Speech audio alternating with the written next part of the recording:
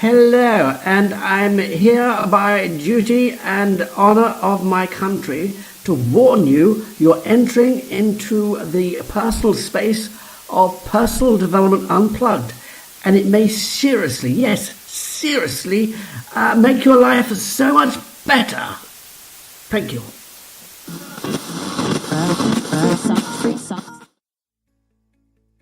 And here's the heads up. The heads up is it's all about you haven't got a problem. Even the problem you think is a problem is not the problem. Does that make sense? It will do. Because the problem's not the problem, it is purely an effect. We'll go through a few stories and also go to find out ways that you can use this to get rid of your problems, get rid of your issues. Might be a bit long, but it's a good thing. Okay? He'll tell you all about it now. Personal development, unplugged. Hey, welcome to Personal Development Unplugged. And if it's your first time, here's by way of a quick explanation about where you are and what you're going to find. And if you're not new to the PDU and you're returning, just fast forward, say about a minute, and we'll be straight on with the show. My name's Paul Clough. I'm a hypnotherapist, but I'm also a master hypnotist, an NLP trainer, and I just like helping people work with their minds to make dramatic, wonderful changes in their lives, to feel good. And that's it really, feel good. So the whole point of this is the genre of personal development has become so blooming complicated, been made complicated by people who want to make it complicated. And it's my aim to break down that complication, make things simple. Einstein said, in simplicity, there's genius, and we're going to go for that genius. So create processes, break them down, give you things you can use that really will change your life. There you go. That's it. Hey, welcome. It's me, Paul Clough, and welcome to this episode of the Personal Development Unplugged podcast. And today I wanted just to talk about this thing that never comes through the door. Now, isn't that weird? A weird title. It never comes through the door. Now, you see, where did this come from? And where's my thought going to and coming from, or whatever that is? But when I first started out as a hypnotherapist, and working with people, I was getting moderate success. Yeah, I was getting some really good successes, and then some I just wasn't getting it. And what was happening was I would work with the people in front of me with their problems. Now, you might say, well, so that's what everyone does, isn't it? Well, actually, no, because so many people, even now, work with the problem that the client says is a problem. Now, you might say, well, surely that's what you've got to do. But you see, I used to work, here's an example. Lovely guy came to work with me. He was having real trouble sleeping. And I would work on getting him the best night's sleep. And we would do hypnosis. And I would get his unconscious mind to go all the way through his past into every wonderful night's sleep to find the most ideal recipe for the most wonderful night's sleep and get his unconscious mind to do it. But I also added on a little thing to say, well, if there's anything that your unconscious mind want to tell, and I gave his name, well, maybe you could let that bubble up. Because I used to like to understand what the learnings were occasionally. And I asked the guy when we finished, how does he feel? He said, I feel really good about sleeping. Yeah, I feel really good. No, I didn't get anything. And I saw him for a second time. And he said, well, I'm sleeping sort of okay. But I did get, when I was driving along, I suddenly got a memory, and it was my twin brother was talking to me about something. And it was all about stresses and strains, and I'm starting to think, sleeping problems? It was sleeping the problem. Come back to that. Because I then worked with somebody else who gave me one of my biggest aha moments in multiple facets, all sorts of levels, and I didn't even know what happened. You see, this guy phoned me up, and he was in tears. And normally I don't tend to work with people straight away. I like to give it a bit of time, get them to come and see me, do an initial consultation, then. But he was so distraught. I bent my rules and said, yeah, okay, come in tomorrow. And he said, well, it's got to be first thing because I'm desperate. And he was crying on the phone, bless him. So, okay, against all my rules, I saw him. And he started to talk to me about his problem. And he burst into tears. He gave me a little bit of an indication what was happening. Basically, he was, in his job, he was a lorry driver, delivering stuff. But he said if he did a wrong turning or delivered a parcel wrong, which he did quite often because of the things that were going on in his mind, he would burst into tears. He would be sick on the side of the road with worry. He would then go and spend loads of money on bars of chocolate and gulp them down straight away and then feel really bad again. And he would generally be all over the place. And he said, it's getting so bad that my job is now on the line because, why do they want someone who's going to keep breaking down into tears and doing this? And he said, obviously it's not obvious, but I've got a family and it's affecting them too. I'm doing all sorts of strange things. And he just burst into tears. He said, I can't tell you anymore. I just need help.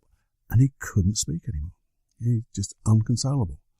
So I put him into trance and I did what I call an unconscious search and review. I got it from a number of different places and put them together. It's just a different way of a different process.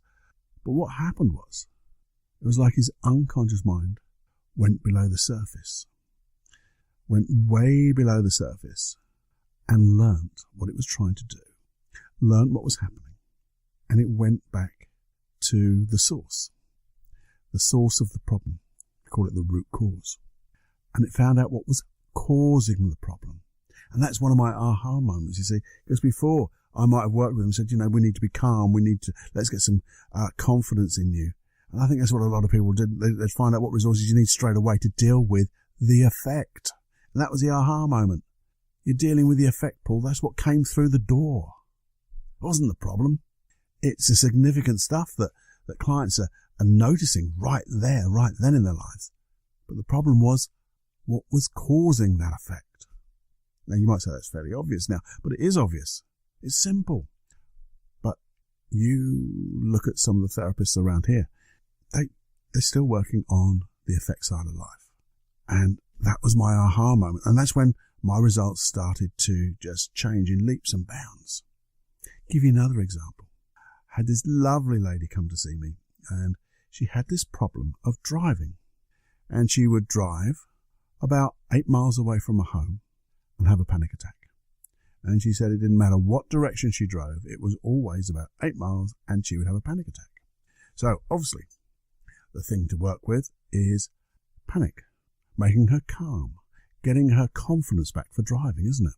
No, not at all, because that was what came through the door. It wasn't the problem. And we started to search in various ways of the way I do my therapy. But as we were talking and doing some hypnosis and things like that, we found the root cause. And you know what it was?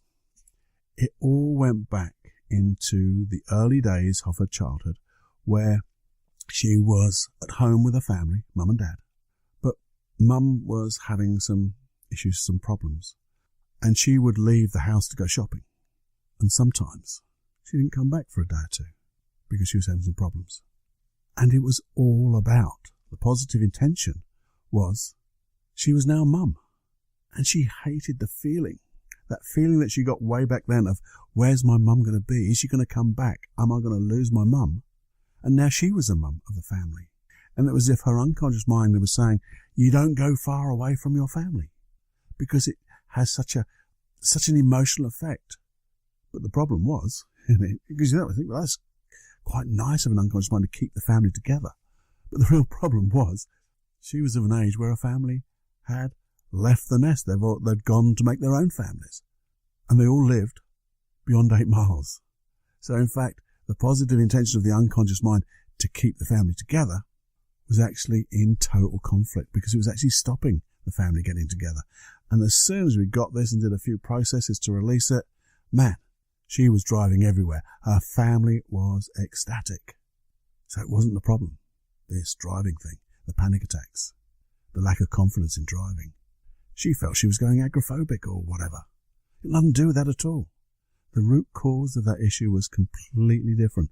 And if you'd have even thought about it at the beginning, she probably wouldn't have put it together. But the unconscious mind did, trying to do something wonderful for her. A wonderful positive intention, just some bonky behaviours which we need to change. They're in conflict with that intention. And they were things that really just changed my mind into anybody who comes through the door as a client now. Whatever the problem is never the problem. But we do use that effect because that's the thing we're going to check on.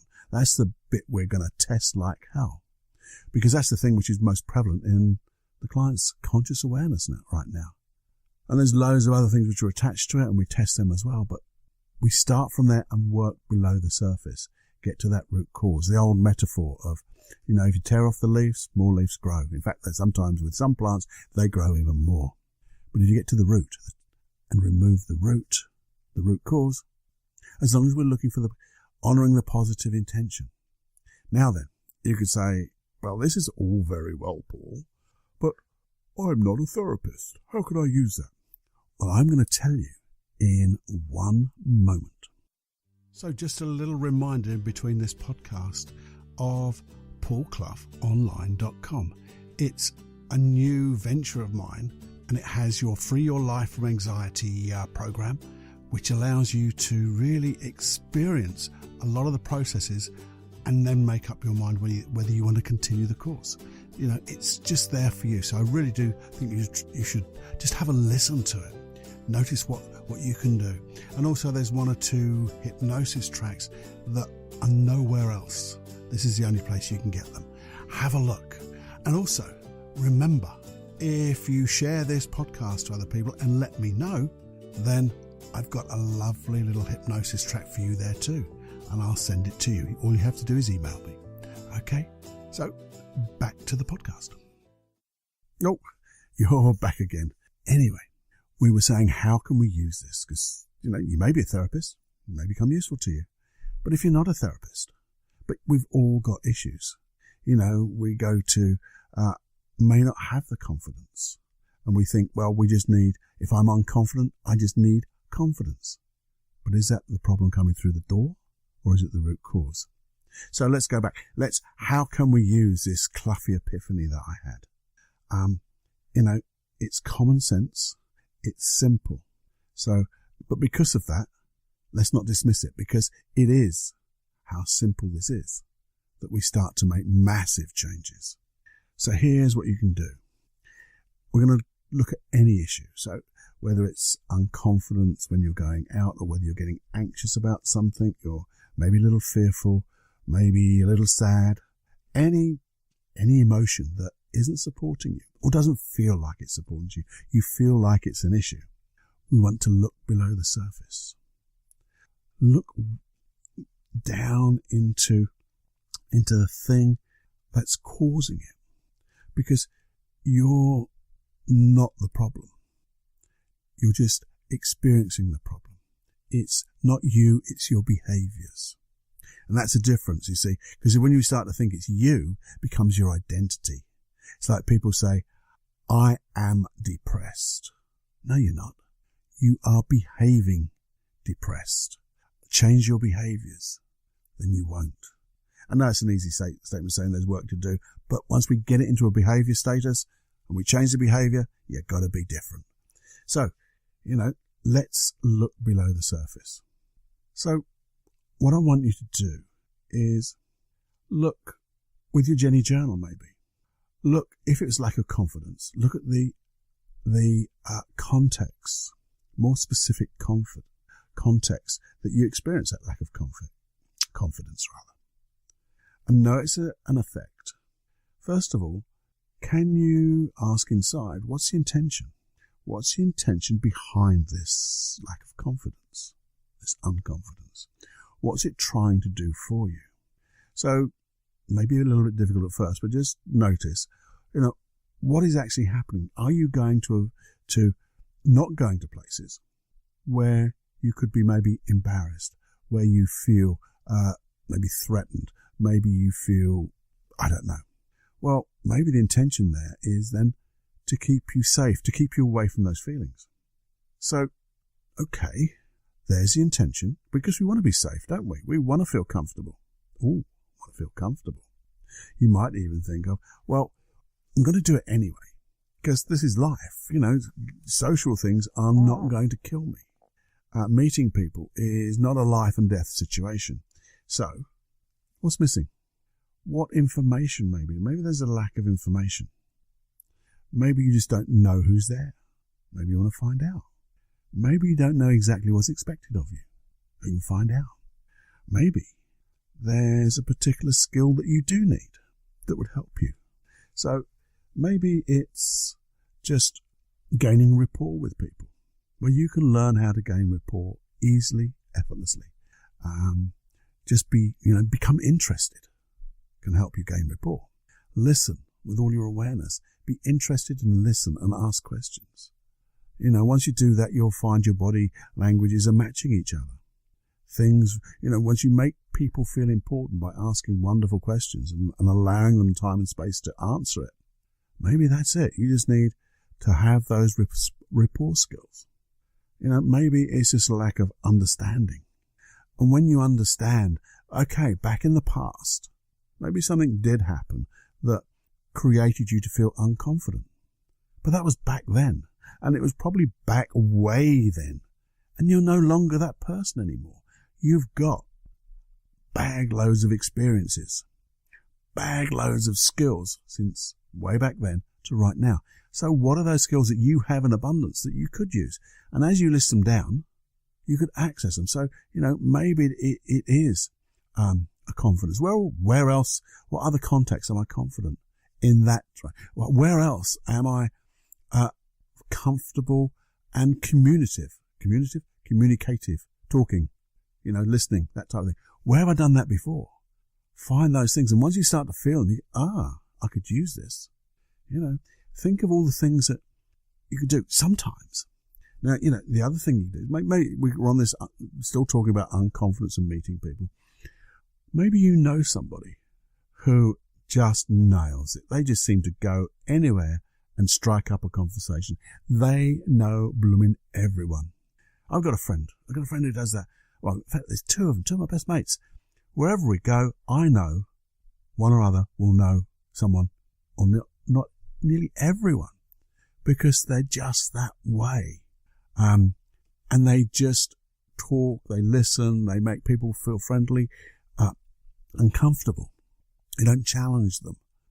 They make them feel good. And I've only known this because I've watched them. So you could watch people and study them, model them. But even better than that, you could just blooming well ask, what do you do? How the hell do you just make friends so easily? And they'll probably say at first, well, I've got no idea, I just do it. But ask him, well, just think a little bit. What type of things do you think in your head when you see somebody? And they'll tell you all the things they do as you just pull it out of them. And they'll tell you how they feel, and you just gain these skills. So you can always find somebody who's good at this. So there's so many different ways you can then, in this Jenny journal of yours, you can start making notes of the things that you need. But telling your unconscious mind, I always want this intention. Because by honoring that intention, your unconscious mind will start to work with you. But also realize that lack of unconfidence and behaviors it's been using are old. They are old and outdated. And in fact, they're in conflict with making you feel the way it wants you to feel, safe and comfortable, because you don't feel safe and comfortable. So it must be massive conflict. Therefore, it has to then look to those other skills. And once the two of you start looking and noting these things down, I think you'll find that the feeling about wanting to do the thing you want to do will start to increase. And then you can use your imagination. Do you remember seeing a picture of yourself doing what you want to do, but with these new skills in place? So before you actually do it, imagine it as if you were looking down at another you doing exactly what you used to be frightened of and now doing it, using all those skills. Change it, make it even better.